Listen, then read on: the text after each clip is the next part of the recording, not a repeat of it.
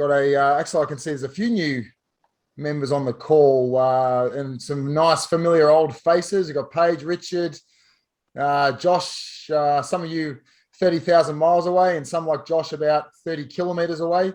We've got Jim on the call, just spoke to you a few minutes ago. Jim, how you doing there? Putting a face to a voice in an email for the first time as well. So we've got some of our long-standing, I've started the program about maybe close to 4 months, about 3 months ago. Yeah, hopefully, we might have a few more coming. And as you guys would know, there's a second call that I run in 12 hours from now for some of you that are on the Eastern time zone. That actually works well.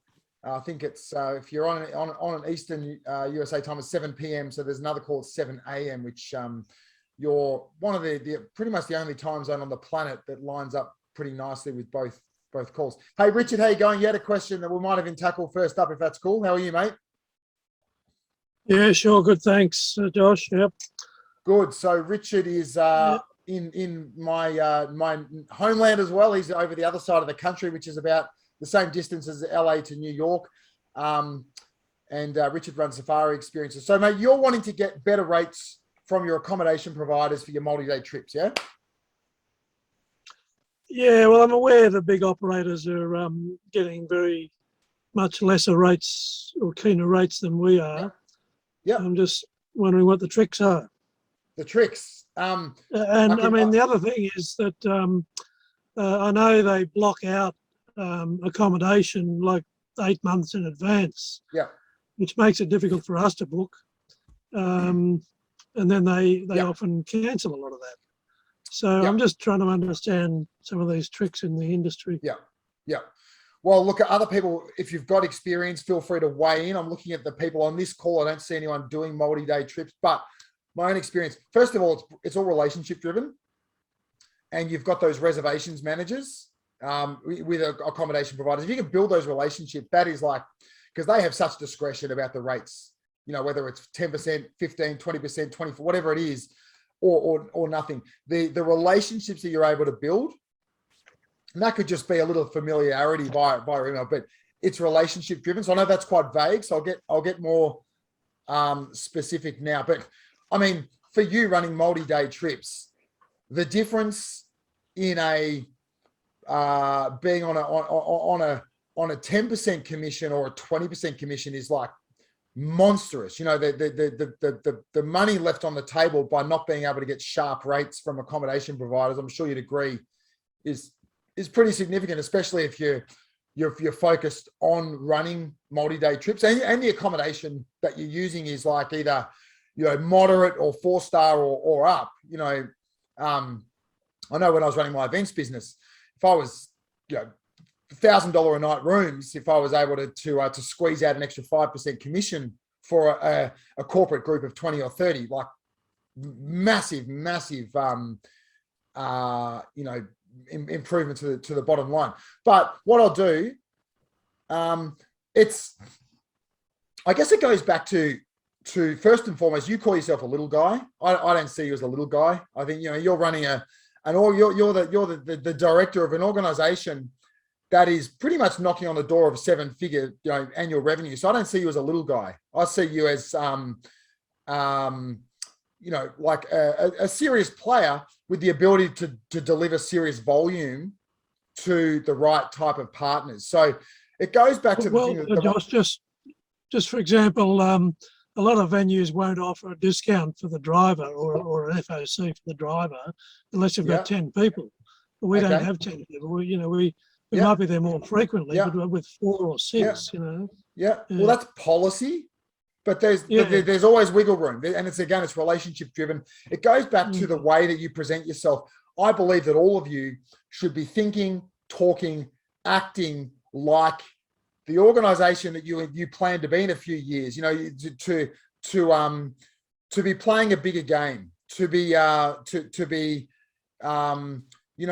be presenting yourself as a streamlined, professional, ambitious, fast-growing organization, rather than just that little guy's hustling for an extra couple of bucks. So that it's some of it is a mindset thing. And when you're growing your business, the value in leveraging your suppliers to improve your margins is massive. You can go out there and develop new products and new experiences and all this resource draining, laborious, time consuming stuff. But if you can squeeze an extra 5 or 10% from some of the suppliers you use, that adds up really quickly. And that's a really fast way to grow your business. So I've got something that would be helpful for you just to articulate kind of what I'm saying. So I'll just try and find it. And where would it be? This would be here. Okay, so I think it'll be here. So you guys all have this. This is an additional resource, like a program that is in your Teachable account. It's a resource bundle by Inside the Tour Business Resources. Really valuable stuff for all of you. So have a really good look at that. So what I'm doing here, I'm looking for something. Here it is. Okay, we'll do it this way. Let me just share my screen again. If you could just talk about the process of all right, buying, I'm going to do it now. Hold on one sec. The process of buying at wholesale rates. Okay. A lot of the trade shows, that's what goes on, I understand. Exactly. And it's generally done at a high level, but this is an email that I would recommend, and it is in that. I'll have to find it. It's called it's an email basically allowing you to get better rates from a supplier. So you could use some of this language. So this is an email that I sent to some of our suppliers to get a sharper rate. Now this one was sent to the owner of a helicopter transfer company. Now we were using this company. And then their charters was anywhere between $1,000 and $5,000. So I wanted to get a sharper rate from them. And of course, even like 5% makes a massive, massive difference to the bottom line of the groups we were sending. So there's a couple of like specific points that we touched on with this email. And first of all, it's sort of portraying yourself as going about it in a really professional way is the first and most important thing. Articulating clearly, because sometimes suppliers aren't aware of the volume of business that you're actually driving. So getting really clear on what your business is worth to them. Okay. The second here is all about what you anticipate your growth to be over the next year or 2 years. It can just be some loose projections, but something that makes them sit up and say, oh, wow, well, this is actually quite an important piece of business. So I'm going to pay a bit more attention here. And perhaps, put some more thought and consideration into the rates that we're giving. And this one here, what I would be asking of your suppliers, your accommodation providers, may not necessarily be, I want better rates from you right now. But if they're not going to give you those rates, then what you need to ask them is, what do you need to do to get those better rates? Because they're going to come back to you with the parameters. They're going to, by saying that, they're not going to say to you, well, there's nothing you can do. We're never going to give you better rates. By saying, what do we need to do? What kind of targets do we need to achieve to get better rates, sharper rates from you? They're going to come back to you with some answers. Well, I guess if you could drive X amount more bookings, or if you could do A, B, and C, they're going to give you the parameters that you need to work towards to get those sharper rates. Okay. They might just give them to you now. Okay. And then the last thing in that email is something like this, which just gets them a little bit excited about something you're doing in your business that could benefit them. Okay. So something you're working on that's going to pay off, and something that's going to benefit them and drive more bookings to them. So there's an email that I would suggest, and that is, I'm going to find it for you guys. It's there in the Inside the Tour Business resources. And that's something that you could use for inspiration, or to kind of tweak or adjust to send out to those accommodation providers. But it's a combination. It's relationship driven, and it's an email that touches on some of those points that are going to kind of give them that extra motivation to give you better rates. Does that make sense? Yep. Is there something you feel you could work in? I have that copy. Okay. Yeah. Have you? So you've got. So, and I think that you could use that to kind of adjust it a little bit with your accommodation providers. But I mean, how good are your relationships with those reservations managers? Well, a lot of the time they change every year. It's frustrating. It is. It's a different person every year. And so they're working within a policy that's been set by some committee somewhere. Yep. So it doesn't make it easy. Yes or no? My experience is that is not the case. Okay, technically yes, but they are given wide scope. They are business development managers, less than just reservation managers, and they have scope and they have the flexibility to give rates, within certain parameters.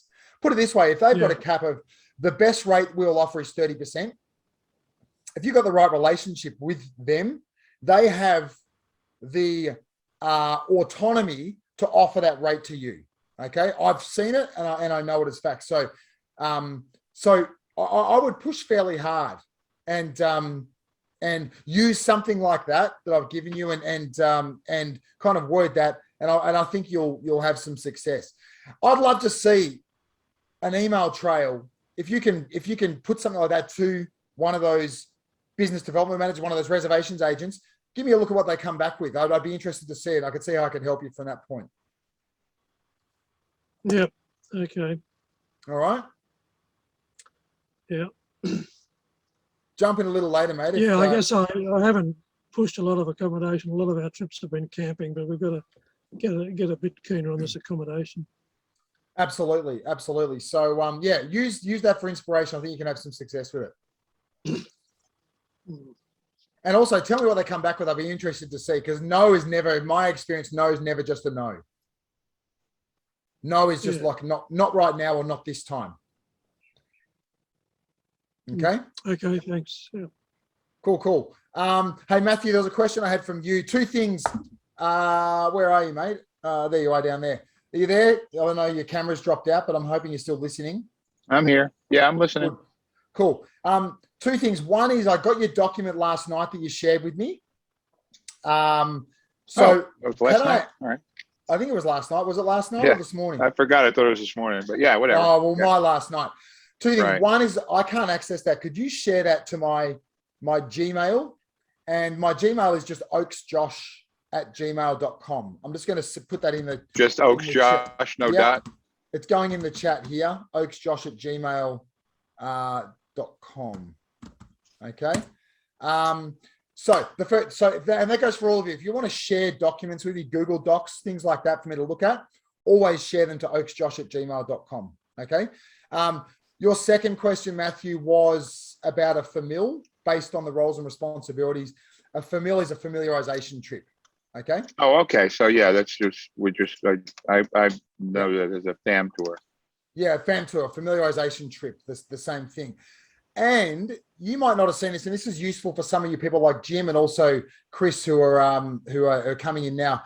I just want to show you something of note. Chris and Jim, you obviously have access to the full Scale and Sell coaching program curriculum, but there's also something else here that I just wanted to draw your attention to, and that is this extra resource here, my local market recovery training. And a lot of you will be familiar with this. What it is, it's an 8-step training, gets you from idea to generating sales to a new type of market or customer, more local, closer to home, in a really short period of time. Okay, so the reason I mention that is that the steps are very sequential, and if you follow them, you can have a lot of success driving sales from your local and domestic market. But Matthew, down here in step 3 is this lesson here. It's a short video, a couple of short videos, and a really interesting worksheet for you to use on my 11-star design principle, elevating your experience to something that's like world class. So if you are using it, I see a FAM trip as a really critical element to a successful, to launching a successful experience or tour. So jump into that lesson. I'll show you how. This is in the local market recovery module. Exactly. Yeah, I haven't really gone in there yet. Okay. Don't worry. Don't get overwhelmed. It's separate, but that is sales focused. Okay. So local market recovery is sales focused. Scale and Sell coaching program is a holistic approach for you building an outrageously valuable business with a beautiful, aligned, motivated team around you, with professional, efficient systems and process. That is what you are building in the Scale and Sell coaching program. Additionally, if you want a process by which you can take you can drive sales very quickly, and you can perhaps tackle markets that you might not have considered previously. You've got ideas. Well, it's a process from idea to launch that you can follow and have some real success with. So what I've done is I've cut out all the fluff and the theory, and I've just given you the nuts and bolts, how to get an idea to market as quickly as possible. So in that, you'll see that fan trip step in step 3, which I see as an essential component of that. Does that make sense? Yeah. Gotcha. Cool. Awesome. Anything else? The other thing I wanted to mention in your email, Matthew, you had said, I think this is my homework for week 1. It's what I want to be clear is that in the coaching program, I've broken it down into 8 weeks of 8 sort of steps. Okay. Now, in those 8 weeks, you may and you will not complete step or week 1 in 1 week. This is, I like to release a week's worth of content week by week. You may very possibly find yourself spending months in week 1, understanding the concept of reducing risk in your business, building value, implementing some systems that are going to help you scale quickly. You might find that you spend a lot of time there, or you might have some of those things in place and you might skip through to, let's say, week 2, which is finding outsourced remote solutions to outsource small tasks in your business that'll help you grow more quickly. You know what I mean? So don't feel like there is those action steps are the things that are going to take you that next step forward. They may take you some time. It may be a relatively fast process. Okay. So you're not in the program for 8 weeks and then bumped out. You're with us for the long haul. Okay. And we do it together step by step. So don't feel overwhelmed or stressed like you're not keeping up, or you should have achieved more in the first week.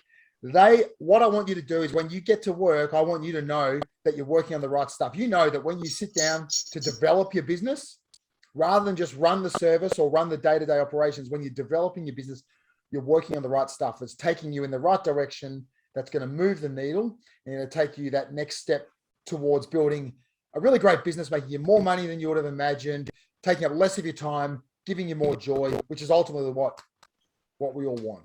Okay. Does that make sense to you? Oh yeah, totally. No, that's good. It's great, actually. Cool. Good to hear.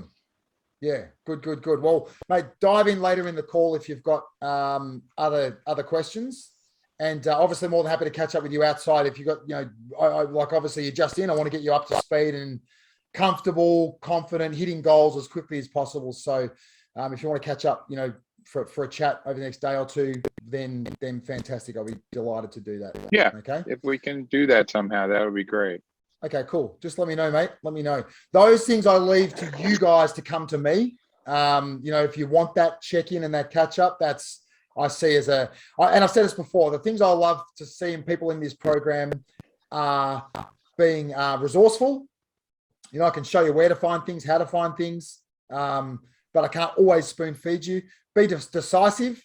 Don't and ah over decisions, or whether you should take this approach or that approach. Just make decisions and throw yourself into them based on my recommendations, and obviously to be coachable. They're the 3 things I really love. So yeah, you guys come to me if you want. If you need to check in outside, then let me know and I'll make myself available to you guys. Okay. Hey Jim, how you going, mate?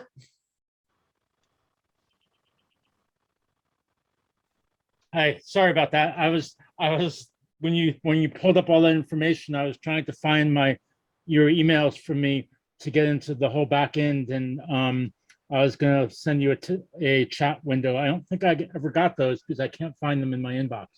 Which ones? The email you're looking for is welcome to Scale and Sell coaching program. I will send that over to you again. It's really simple. You've got a link that you click on. You've got a email address that I've registered you in. You've got a password.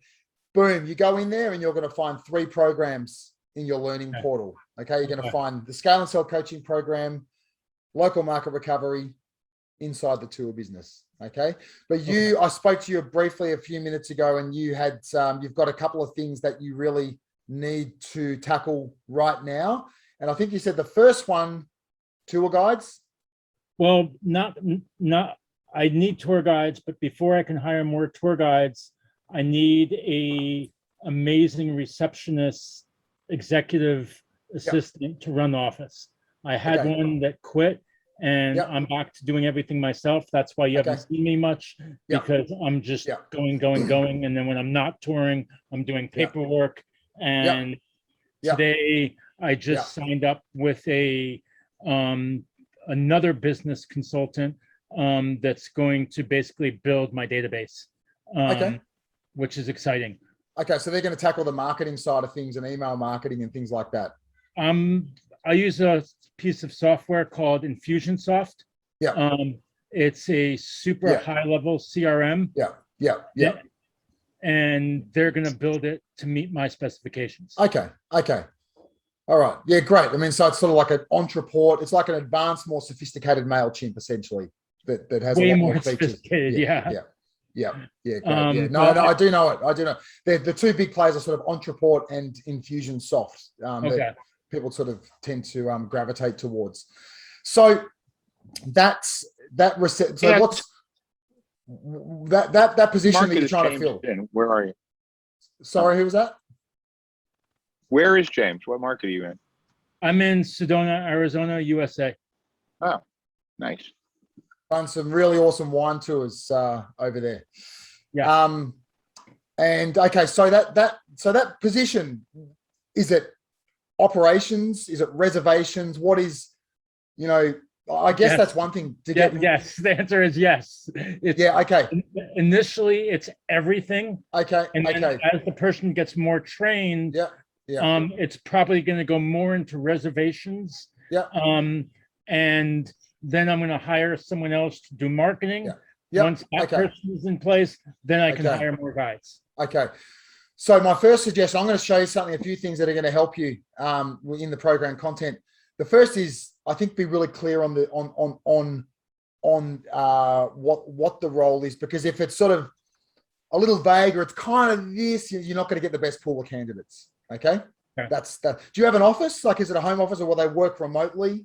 They're going to work remotely, but I am also in the process of building an office at my house. Okay, great. So what you want to do is get someone in, get them up to speed, get them going as quickly as possible with minimum tools, but make yourself look like an epic, organized professional boss running a streamlined operation that people are going to walk in, they're going to know what's expected of them. They're going to understand what their roles are, what their responsibilities are. They're going to be excited and motivated and incentivized. And at the same time, you're going to try and build somewhat of a company culture, because it can be a lonely world out there when you're working for a business that you're not actually getting a lot of face-to-face contact. So those things can be challenging as well. Anyone out there feeling like they've got the same problems or have had the same problems as Jim in the past? I'm guessing there's going to be a few nods to that one. So a few things, Jim, like what you probably don't want from me right now is like dense documents and like, this is going to be a roles and responsibilities, operation, all this stuff that's going to take you some time. Those things will come.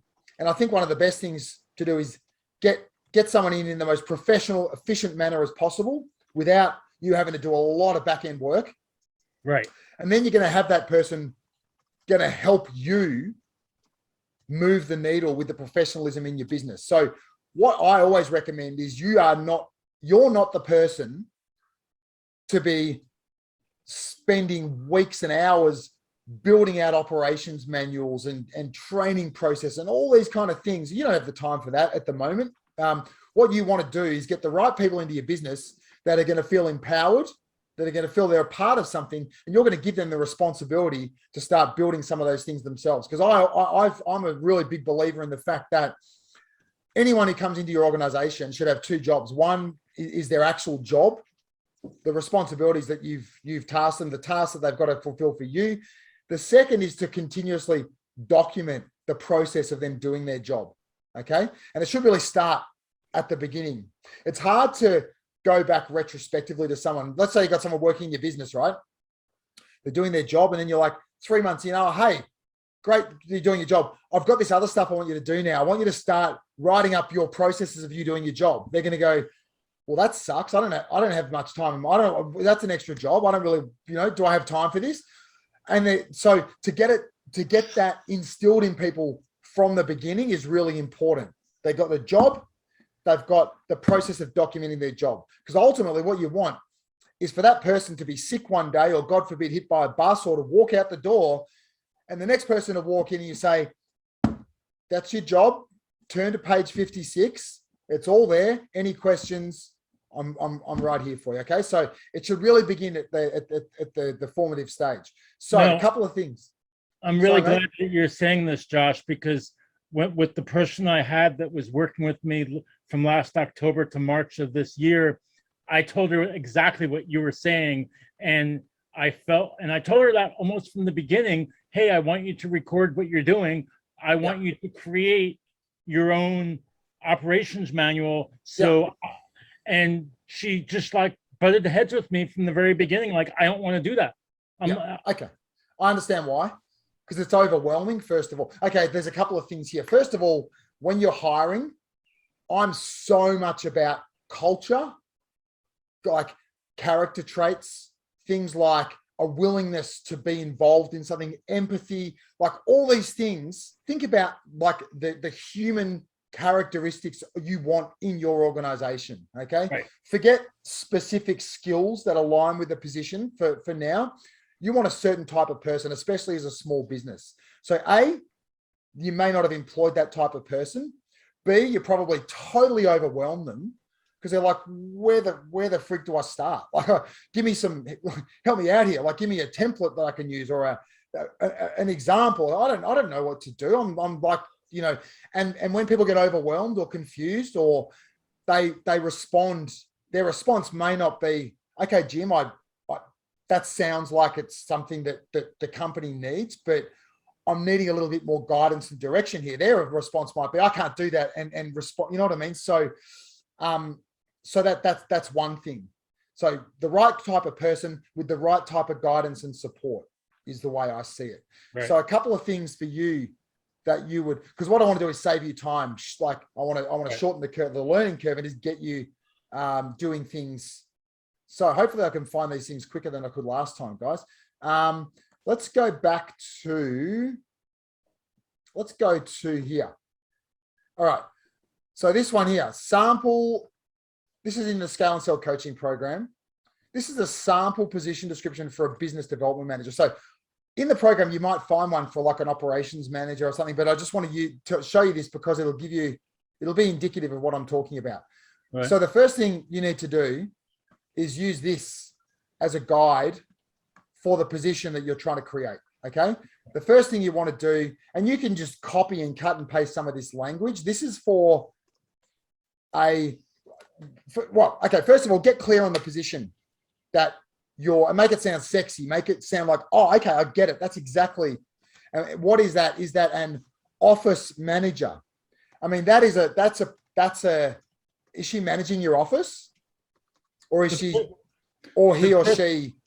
The person that was working previously started out as like a executive assistant, receptionist, and then it moved into sales while still doing reception, and then moved into operations while still doing everything. So she was doing a lot. Okay, so I would call the position that you're advertising for an office manager. I think that gives you scope. Everyone understands in a small business, there's going to be a fluid approach. And this is what I wanted to show you about this. So the first thing I wanted to do, and you know what? There's a better example of this I've just realized somewhere, which I've got some accompanying notes. So bear with me for 1 second. Look, don't worry. This one will give you what you need. Okay. There's a second one that has some accompanying notes, but that is one that I think Delphine, I've given to you in the past for a tour tour guide, a position description for a tour guide. But first of all, you want to get someone fired up about the position, okay? Like, oh man, yeah, this sounds awesome. Like, I want to be a part of this, this journey, a part of this business, all right? So pay close attention to the way I set up this position description. First of all, I get people all fired up about the opportunity. It sounds really exciting. Sounds like something you want to be a part of. Then you talk about the skill, like kind of like the character traits and the general skills that you want for someone to come into your business. Okay. You then might want to even take it a bit further and qualify. When I say qualify, talk about who this is not for. Who's this position not for? If you're someone who wants to push pencils, if you're someone who doesn't want to try their hands at new things, if you're someone who doesn't want to tackle new and exciting tasks on a weekly basis that are going to help improve their skill set, then don't apply. Okay, so make sure you qualify who it's not for. Right. And then here is this is really important, the position summary. So you can see here, I just want to draw your attention to this. That's what 60% of the role is, because remember, you're a small business, you're fluid. They're going to have to do a lot of different stuff, but it's really helpful for people to know how much time they're going to spend doing stuff, because there's no point hiring a business development manager, right? And then them discovering they're spending 60% of their time doing general operations, because they're going to go, hey mate, what's happening here? You hired me as a business development manager and I'm spending 60% of my time running operations. That's not what I signed up for. Okay. So be really clear. How much time are they spending doing this, this, and this? Okay. You can always refer back to this. And then go a bit more granular. What are the actual responsibilities that so that's going to be, if you can create something like that, use that as a template. Okay. That would be really, really helpful. Okay. And then the second thing, that's going to get you to the recruitment process. Okay. So if we come down here to what I'm up to there, let's have a look back here at this inside the tour business resources, and you're going to find recruitment, training and recruitment. So something like this, your orientation checklist. Okay. Once you've actually hired someone, oh, look, there's so many things here that they're done for you, like that are literally done that you don't have to do. So the process would be, you've interviewed someone, you've decided they're the right fit for the role. Okay. So then you might even give them this, the letter of offer. Okay. Now that is like a less formal way of presenting them with a contract. All right. And here's something, again, you can just rip mine off and you can just add your own details. And you know what you do if you give them something like this, because effectively it's a contract, it's a binding contract, but it just comes across as something that makes you look professional, organized. It's got all of the policies and procedures that someone might need that are important. Delete the ones that are not relevant, but put a letter of offer to them. They're going to go, wow, Jim's a serious guy. He's a man on a mission. He's so dialed in and organized and professional. I want to work in that. It fills me with comfort that I'm working in this organized environment. So that letter of offer, Jim, if I'm going too fast, go back to this call recording. This will be in the members area. You can go back and watch it more closely. Okay. After that, you're going to get them into your business. And then you're going to get them in for some training. And you're going to hit them with this, your orientation checklist. Okay. Again, use the relevant stuff. All the hard work's been done for you. You're going to be training them and you're going to be ticking off the things that you have showed them how to do. Okay. Okay. And then when they screw up, you go back and you pull out their checklist and you say, look, it's pretty clear we ticked this off. We signed off on the fact that I've shown you how this is done. And there was your opportunity to come to me for more clarification. Okay. Right. That goes hand in hand with your, back to this area here, that goes hand in hand with your training agreement. And this is back in the Scale and Sell resources. Here is a copy of my training agreement. Okay. So the beauty of this, I'm not going to spend too much time on it. Again, Jim, delete what's irrelevant, Right. keep what's relevant, add in your own details. It's pretty much the hard work's been done for you. The beauty of this is that at every section, that new staff member says this: I acknowledge blah, blah, blah, blah, blah, and they sign off. So when things don't go according to plan and you butt heads, which is inevitable as you grow, you sit down and you talk about something related to their performance and you pull out their training agreement. It says, look, it's really clear here that you signed off. You said that you would come to me if you needed further clarification. If there was any level of understanding that wasn't 100% clear, you would come to me for clarification. And you haven't done that. So, you know what I mean? It helps you immensely when you navigate challenges and curveballs with staff. So that's that. And then, Jim, the last thing, and this is not all immediately, this is just, over time, is the operations manual. And the operations manual is something that you would have your new staff member starting to populate for you. Okay. So here's an example of mine. And the beauty of this is that a lot of the categories are taken care of already for you. A lot of this stuff will be relevant to you. And Jim, imagine if you put this operations manual to that person who walked out the door and said, look, I've got a great example template. We don't have to tackle this all at once. It doesn't need to be overwhelming. A lot of these policies will apply specifically to our business. What I would like you to do is take baby steps. Tackle one policy or two and use it as a guide. It may be almost totally relevant the way it is, or you might need to just tweak and adjust some of the content to fit your specific role. So why don't we start doing this together? Just little bits. And here's how we'll start. We'll start by blocking out 1 hour per week to dedicate to the operations manual. How does that sound to you? And my guess is that staff member would have said, okay, that's not overwhelming. Okay, I've got parameters. Okay, I've got a guide and a template to work towards. Sure, Jim, I can do that. Great. And you know what they will find once they get their teeth into it? They'll actually enjoy it. They'll feel like they're part of something. They'll feel like you value their opinion. They're important to your organization, and they'll probably step up. And if they don't, get them out of your business. Okay. Okay. How's No, that this sound? is great. This is like amazing. Okay, cool. So that's what I don't want to overwhelm you with anymore. That's what you need to go forward. And the best thing for you to do, I think, right now is to hunt down that email with your logins.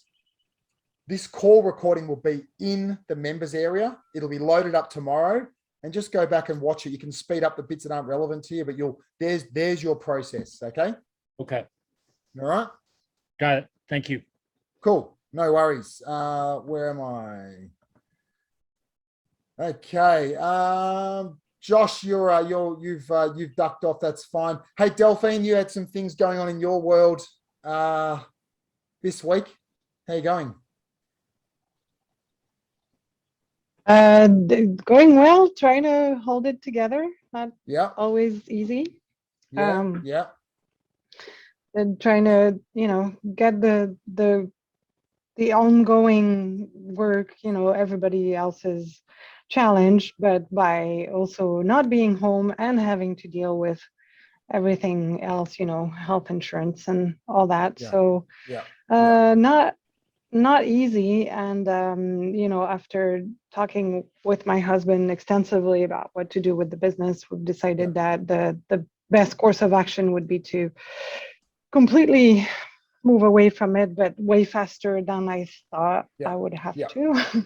So instead of having a timeline of end of 2022, it's timeline of end of 2021. So so obviously it's not going to be as valuable as it would have been with all the work that you're putting, like the homework that you're giving us. If I had the time, over a year to do that, would have been more valuable. Plus, right now with all the COVID thing going on, there's a lot of uncertainty. So So yeah, that just makes things a bit more complicated, but it is what it is. I want to stop you there, and I don't believe that is right. I'm gonna tell you that straight up. Okay. It's a challenge. There's no question about that. But I still believe that I've got a pathway for you. It starts here in week. Now I'm just going to really quickly jump in there.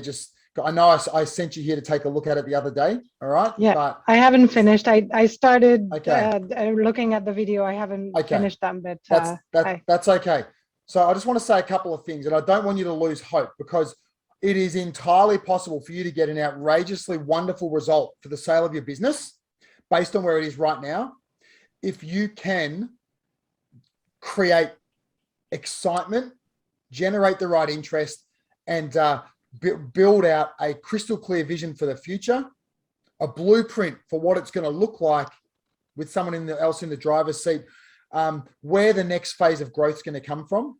And you can create emotional connection, which is going to get people interested, making offers, and getting driving the value of those offers up. It is possible to do that. Okay. So what I would suggest is that you need to move that over there. Once we get, so you're going to be moving through this area. I feel if you're going to be turning your eye to the actual sale of your business, it is what it is right now. Okay. Isn't it? It's not about building. It's not about improving business performance, generating more sales. I mean, there's some quick wins here, like improving your profits with some really quick wins, reducing expenses, making your bottom line look as healthy as possible. Those things are possible without too much time, I believe, but you may not have the time for those things right now. So maybe you need to be considering just going full steam ahead to making your business look as awesome as possible right now. Okay. So the process for you right now, I think I need to get you to understand the process better. And to do that, I'm going to recommend that you carve out an hour if you can. I know what life is like for you right now. First of all, just to watch, don't implement, just to watch a couple of videos. Okay. I think it's going to change the way that you look at it. If you can just dedicate an hour, watch this one first, crafting a compelling narrative. Okay. That's the first one. Creating a vivid 3-year vision for your business and why it's so crucial. And then move through to this one. Look, if you can watch some of these videos, I think it's going to change the way that you think about it. Okay. Because like, for example, your numbers, right? You have the power to market your business for sale based off the numbers that you did before COVID, the numbers that you've done in this short, like you've had a few good months now, haven't you? Yeah. Yeah. Yep. And based off your projections for 2023, the fact you've had a few good months is awesome. Okay. These are uncharted times. And I'm seeing some real success. Or ask Chris, who's on the call, about how business is going in Hawaii right now. He's having a really, really successful time of it as well. And I want to speak to you in a second, Chris, because I know you haven't been on a call before. And this is going to change the way that you see things. Okay. You can value your business off what you did before and what you're going to do. Okay. You can draw a line through it and you can say, I'm going to completely disregard the numbers that I've done in all those shitty times that you've faced. Okay. That is your prerogative to do that. It's how well you justify your decision, the plausibility that you have for doing that. Okay. Because once you start generating interest, you're going to get all types of buyers. You're going to please watch these videos. It's going to change. It's going to give you hope, and it's going to give you confidence, and it's give you motivation for what is possible. Okay. You're going to have people like, you're going to have financial buyers. They suck. Financial buyer wants to look at your numbers, wants to look at your business off a spreadsheet and say, I'm going to punch this into a calculator. That's what it's worth. That's what I'll pay. A strategic buyer is very different. There's a whole range of different types to strategic buyers. Okay. I wrote a list of 194 different types of strategic buyers, And they could be the guy in mainland USA who's always pined to live in Hawaii, and he just wants to get down there and bring his family down for a better life, and he's excited about a tourism business, blah, blah, blah. You understand what I'm saying? It could be a competitor on the big island who's gung-ho about expansion. It could be the big bus tour operator who wants that little intimate white label type of experience. It could be blah, blah, blah, blah, blah. There are so many different types of buyers. You never know who they are. They'll come out of the woodwork, and the person that buys your business, you'll never, ever, you couldn't possibly imagine who it'll be, because you'll be wrong, okay? So do not limit yourself. And you can get people so fired up and so excited about your business that they will pay. And how you can present what the future looks like in the driver's seat of your business. And you know what? You've had some wins because you had a great business, then it went shit. Everyone knows why, but you've seen a recovery, and you have people will see what life could be like in the future based on the recovery that you've experienced over the last few months. Okay. Yeah. So you know what? Draw a line through the rest. It's irrelevant, totally irrelevant. Okay. Okay. And people will say, sorry, Delphine, I don't buy your argument. You're like, okay, see you later. But people say, Yeah. okay, yeah, great. That makes sense. I'm leaning in. Tell me more. Okay. Right. I promise you. Okay. Those people will come out of the woodwork. So do that. And then come down to this section.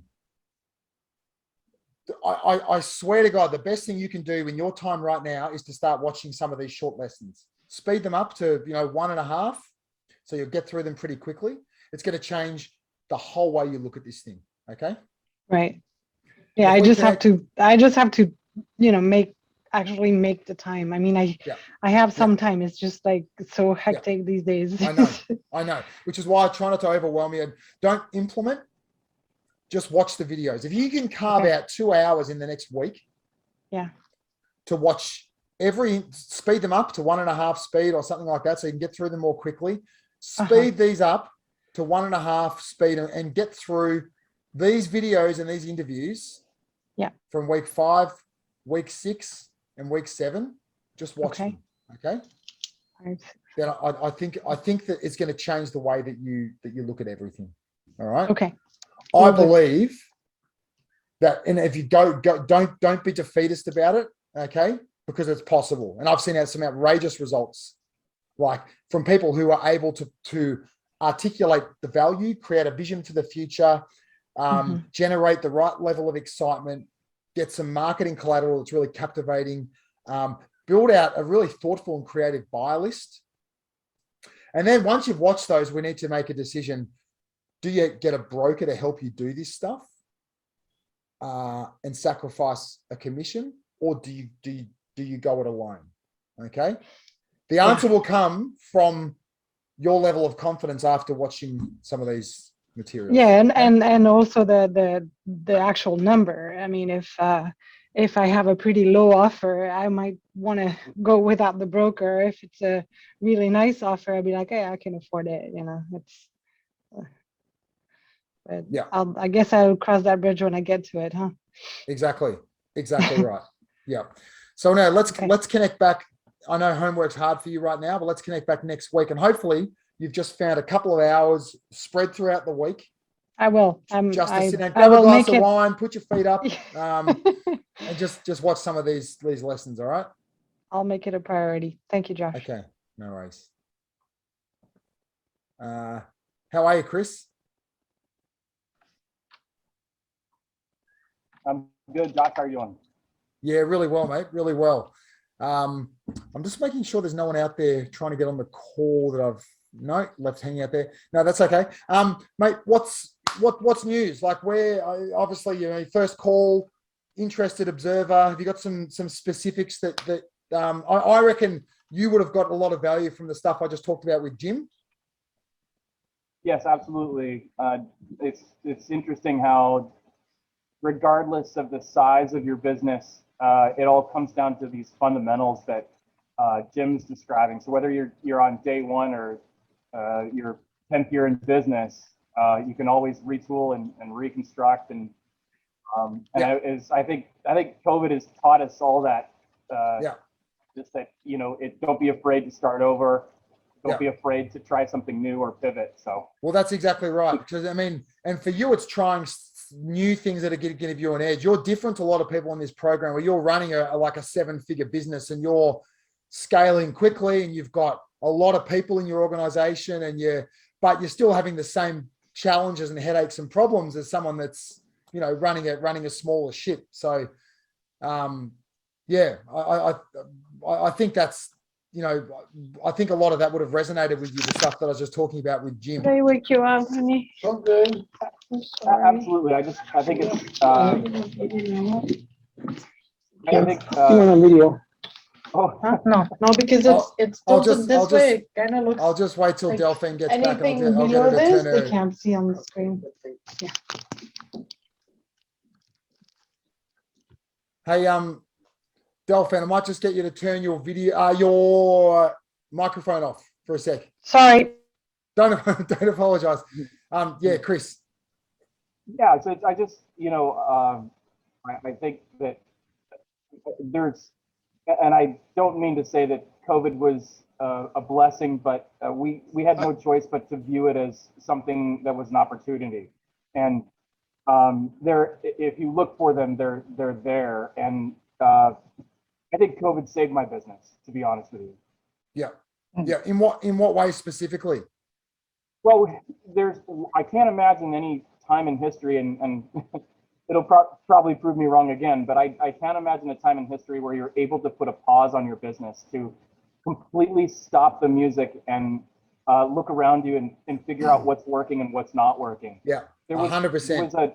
It felt like a runaway train for a while. You're completely absorbed in your own daily stuff, your minutia, and somebody presses on it and says, all right, stop everything you're doing, look around you, figure out what's working, what's not.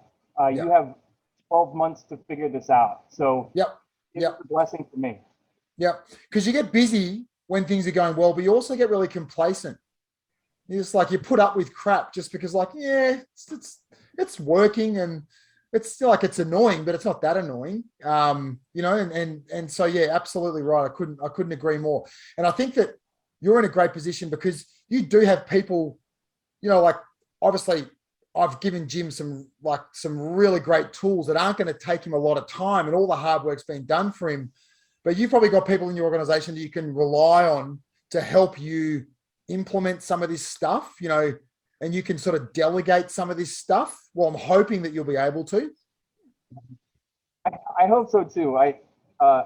It's crazy, but I just realized I had one person just leave the team last week. He retired, and looking at it, I have everybody on my team, everybody on my staff is brand new since March, save for one person.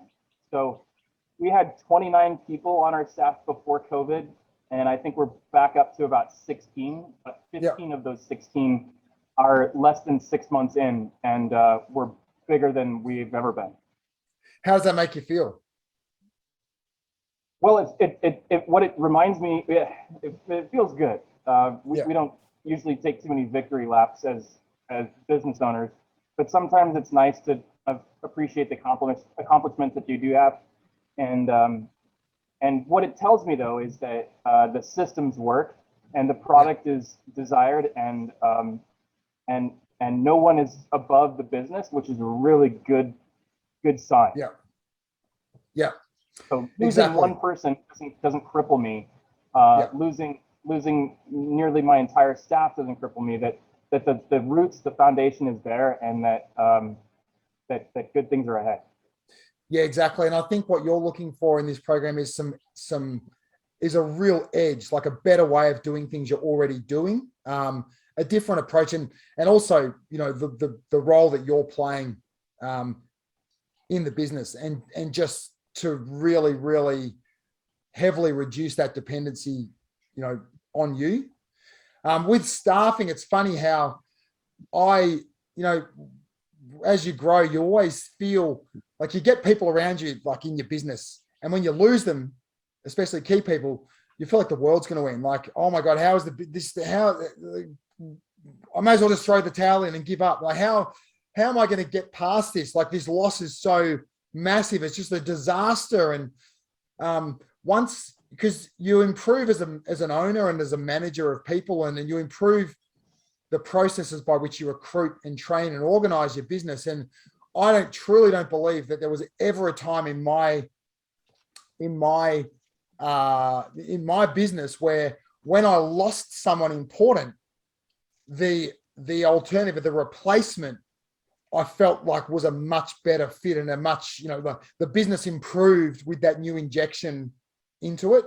So it's funny the way it works, and it's not necessarily you're getting better people, but I think you become better at, role clarity, better at responsibilities, better at rewarding, better at you just get better. You just learn from every experience. So, in the same way as you, Jim, you probably thought that the walls were going to cave in when that person walked out of your business a little while ago, but I'm 110% convinced that your business is going to be a much better business in a month or two from that person having left. Like I can promise you that.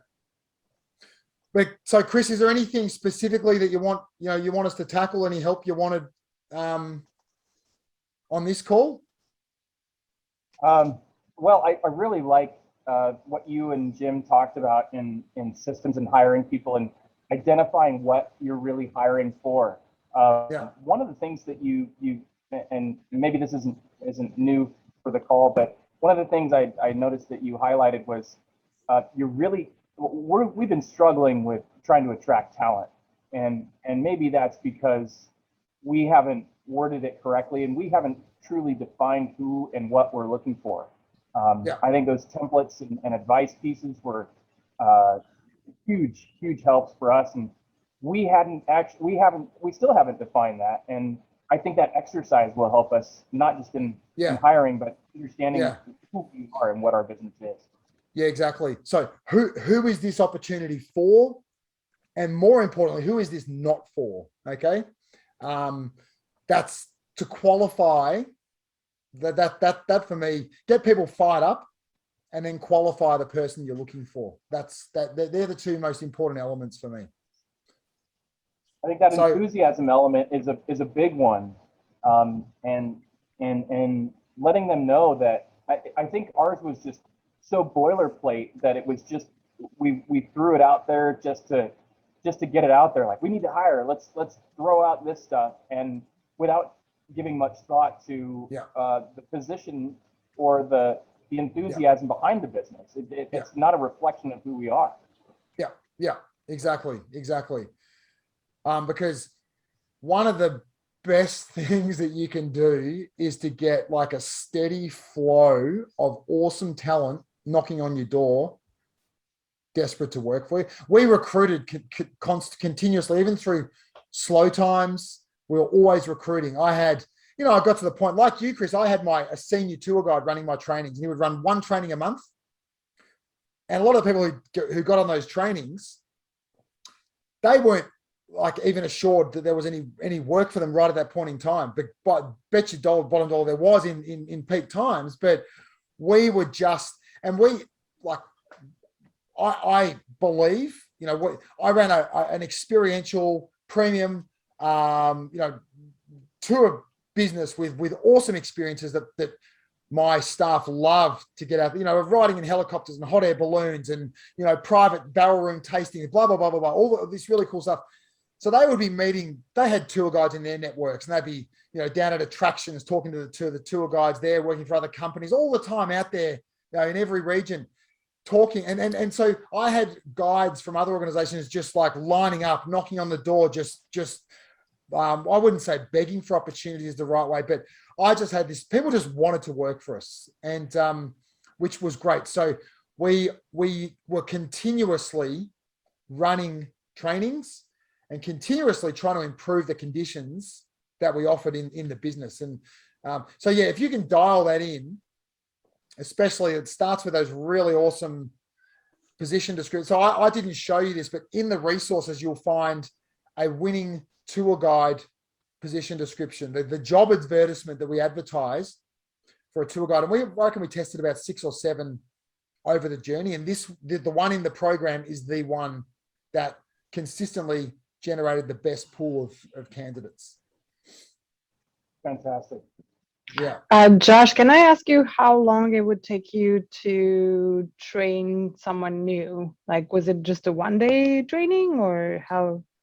My training was, because it's hard when you only run private tours. You can't just stick someone on the back seat of a bus, So Exactly. I would, yeah. So the training process was 2 days. They would start with. We always started them with 2 regions. So one was like a city-based experience, and the second was a like a wine region, or it could be like a Great Ocean Road, one of my other signature tours. So a lot of the training was based around company culture, around the way that we presented ourselves, the way that we treated our guests, like the processes. Because I'm always a big believer in people. If a tour guide came to work for me and they felt that their job began and ended with just running a great tour, they were kidding themselves. There was so much about the operations, the pre-tour, the post-tour, that went into it. So a lot of training about the entire end-to-end process of representing MPT. That was one thing. So they would do 2 days, and we would do the trainings in groups. So we would run a training with like 3 or 4 potential guides, and my senior tour guide ran those trainings. I was paying my tour guide to run those trainings. We would do over 2 days, one city-based and one regional-based. And they would be the places that we would start them.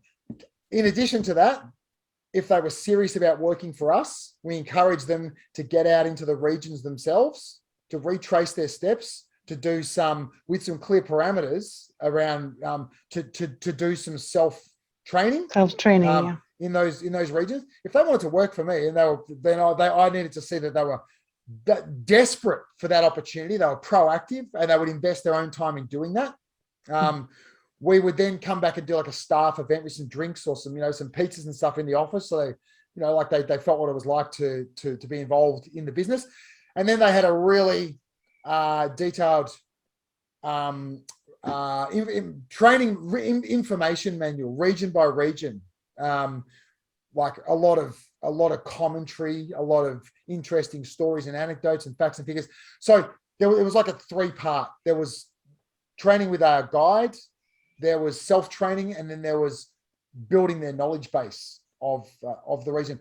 But we also strongly encouraged our guides to put their own spin on their tours. Okay, and we selected people that were able to do that because for me it was really, really big. Let's say, for example, we were running a tour down to Phillip Island, which is like where the fairy penguins, it's an island out of Melbourne. So, our guests were well-traveled, articulate, wealthy, had a whole range of passions and interests. And it was expected that our tour guide, they might be driving into a wildlife region, and they didn't do like commentary, at this point you start talking about the life of the penguin. Then you get to this point and you start talking about the habitat. No, they would want to be expected to chew the fat on education, cultural differences, food and wine, like a whole. They needed to be a well-rounded individual that could. We wanted people to be able to think like they were spending a day with a friend, like a local friend. You know what I mean? So it went so far beyond just specific knowledge about that region. Does that make sense? Yep. So overall, how to have someone from start of hiring to you're ready to go by yourself on a tour, how many days? I'd say a week. Okay. Yep. So we'd stagger it. So 1 day training, and then a day off, a second day of training, then a couple of days that we put the responsibility back on them. Then to come in and to run once again have someone hold their hand through the process of arriving in the office, getting your tour briefing, preparing the vehicle for tour, blah, blah, blah, blah, blah. And so, we would actually, I would have no hesitation giving a courtesy call to some guests and saying, oh, look, you've got guide A today. He's been in training with us for a while. I know you're going to have a really, really great day. You know what I mean? Like I had because everything that always came back to me consistently, time and time again, from our clients, and most of like our 60% of our customers were like wealthy, high-end American guests. They just wanted to feel like they had a friend for the day, like a local friend that could show them a really great time, could look after them, special touches, make them feel like they were, the most special people in the world. Was born and bred local. They had their own stories and anecdotes and history. They wanted to know about their kids and where they like to spend their free time, or like those things were just as important. Right. So it never concerned me. I didn't have an issue with someone saying, look, you just have to be honest, bear with me because I'm actually running this type of experience for, I'm new to this type of experience. You've got to learn somewhere. Okay. And I had such confidence in the people that I employed that it didn't scare me. I didn't feel like I'd be fumbling around looking at a training manual and like nervous, and you know what I mean? Like I got the right people into my business that I felt confident sending them out there with a group, because everyone has to start somewhere. Mm-hmm. Gotcha. You know what? I just got to say, Josh, that everything you just said about the, choosing and hiring and training a tour guide gave me great reassurance that this is the right program for me, because that's the kind of tour guide I am, personable, and I just talk about everything, it's like, yeah, here's a story about this building and what happened here. And, yeah, no, I don't have any kids, whatever, and it just exactly what you said. And I've always, and in growing the business, I've always felt like I want to train tour guides to be me, to do what I do with my guests, because I get stellar reviews. So yeah. And you want to give them the encouragement to be their own person, to put their spin on, and to be and for people to be prepared for curveballs to be thrown. Really, Penguins. Oh, yeah. Do you know how many American guests we had going out into the Yarra Valley wine region, and we'd pick them up, and they'd say, "So where are we going today?" And I'm like, "Oh, you haven't read your own?" No, I have no idea. My travel agent just booked this tour. I've got no idea what we're doing. Oh, we're going into the Yarra Valley wine region. Oh, really? I hate wine. Oh, right. Okay. Well, that's okay. So anyway, well, what do you like? Well, that's okay. Do you like nice restaurants? Oh, yeah, I love great restaurants. Oh, fantastic. Okay. Have you seen some of our like native wildlife? Oh, no, I heard about blah, blah. Oh, great. So tell me about your family, and the day could just take a totally different. So to have those people right in your business, people who can think on their feet, basically. So wait, you didn't, Josh, are you meaning to say that you don't call your customers before a tour to make sure that they are on the tour that they think they've booked? Sometimes, but when you're running 24 individual private day tours in a day, and you've got customers that may or may not be in their hotel room, Fair enough. I'm just you do your best. You do your best. No, I've had that situation where it's not even a travel agent that books the tour. It's just like, mom booked the tour, and I got 7 other people in the car who have no idea what to expect. And they're like, wait, what? We're going to be in the car for 10 hours? Wait a minute. Yeah, exactly. Yeah, that's exactly right. That's exactly right. Okay. So, a lot of the time, and this is people, if they book through a travel agent, that you're relying on the travel agent to have clearly articulated like what's expected of the trip for the day. But yeah, if I've got an operations manager, in an average week in the middle of summer, we'd be running 10 day tours per day, like different groups, different directions. And you can try and make contacts with them. If it's direct booking, it's fine because your team have had direct contact with them. But it's impossible, because you might try to check in at a hotel. They've checked in the night before. They've gone for dinner. They've slept in. But it's impossible to make contact when you're running a business of that scale with all of your guests on a daily basis. So anyone like Paige, I haven't heard from you or from Utah. Josh has disappeared. That's okay. Anything that I can help you with, Paige, or we'll start with you. No, you're on mute still.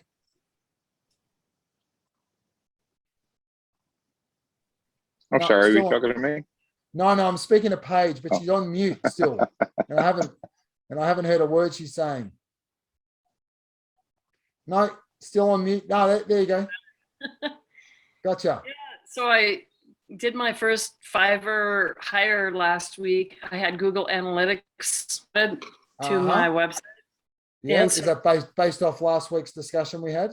Yeah. Yep. So now I still need to go in and hire Fiverr for SEO and getting some other things done as well. Yep. Okay. So have you had any inroads or any success? How the phone started ringing again, or what? Yeah, they actually have started ringing again. We're back into a little bit better weather, and we're back to almost normal this week for Monday through Thursday reservations. Great. So that's good, and I'm looking forward to hopefully getting better reservations for this weekend as well. Yeah, fantastic. That's good. Are you're just interestedly observing today or anything? Yeah, pretty much. Anything? Yeah, cool. Okay, awesome. All right. Well, if there's anything that you want to chime in with, let me know. Judy, how you going there? I'm doing great, Josh. How are you doing? Yeah, really well. This is exciting. I'm so excited about this whole call. Hold on a second. Sorry. First of all, let me say thanks to everybody that encouraged me to go ahead and change back from my one booking program to the other. It was so much easier than I thought it was going to be. And if I hadn't done it, I really think it could have just really bombed out for the whole season. It was so bad. And things are moving right along with that. I'm so excited about that. But let me say that it's so funny on these calls. I'm just listening this time, and things that you're saying, first of all, that thing about the training, it's a lot like I'm doing too on such a smaller scale, but I can just see that training can, it just catapulted my mind into, I'm in a small little chain of lakes doing pontoon boat tours just on that little chain of lakes, and thinking, how many times can you take the same people around, even if it's with their friends and then their family, and it's gonna go through its life cycle there. But really my whole area has things to see, and I hadn't even thought about that until just listening to you, that there could be a little van after the tour taking them to see the chocolate factory and the Pro Football Hall of Fame down in Canton, and and even the Rock and Roll Hall of Fame up in Cleveland. I mean, there are so many things right in our area that we could expand into, that those things I can put out there for the next buyer to consider, that this could go so many different directions. Exactly right. It's so helpful though, to hear you all and talking about where you are is so helpful to me. Yeah, great. Like talking about where that next level of growth is going to come from, the blueprint for the future, those opportunities that you haven't, for whatever reason, had the opportunity or the chance to tap into, but the next person in the driver's seat is going to be able to take that business to a level, and then a level beyond that as well. Started me thinking. Yeah. And then the other stuff, because you're someone who's kind of more motivated to work towards a sale as well than others. So obviously Delphine's super motivated, but you're heading in that direction as well. So someday I'd like to retire, right? Exactly. So some of those processes that we talked about with Jim and Chris there as well, just to get, because one of the things that people will look at is like, okay, so how is this business going to continue to run an autopilot when Judy steps out and I step in? Is it going to be a seamless transition? And I can understand how her watching those videos is just going to make her think about it differently, that now all of a sudden I'm thinking so differently about being in a hurry to sell, but that knowing that my off season is coming and I can do all this paperwork, I can do all those, putting the templates together and doing this manual and getting that stuff in order before next year. It's going to be a lot easier in about a month. So I just have to get through the rest of this busy season. Yeah, exactly right. And that was great. Did you obviously got my video with regards to the way you're using your time at the moment? There was like a few aha moments with, how much of your time you're spending. You hit exactly the right spots. You saw exactly the same things that I've been seeing and thinking, this is what I need to get help in.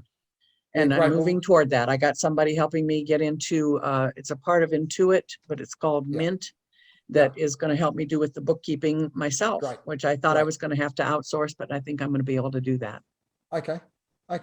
if that's going to just shave some hours out of your week, that's I fantastic. think And it then is. I do. just that more menial operations based stuff that's Right. that to me is the next obvious one as well, which is going to claw back, some big chunks of time in your week. I appreciate listening to all of you.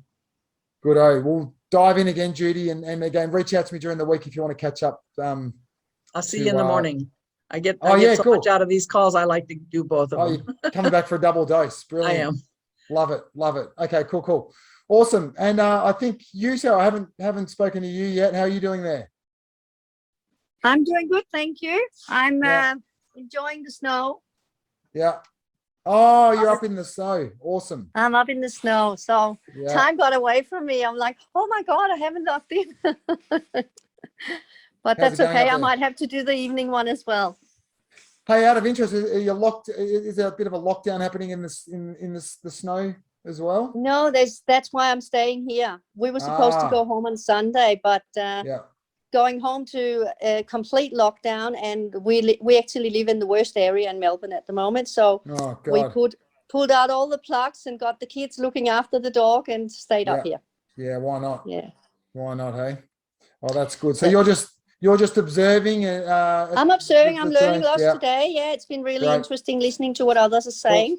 Cool. And I made some major decisions this week about other involvements that I've got that I'm going to pull out of, and that'll allow me more time to start working on the business.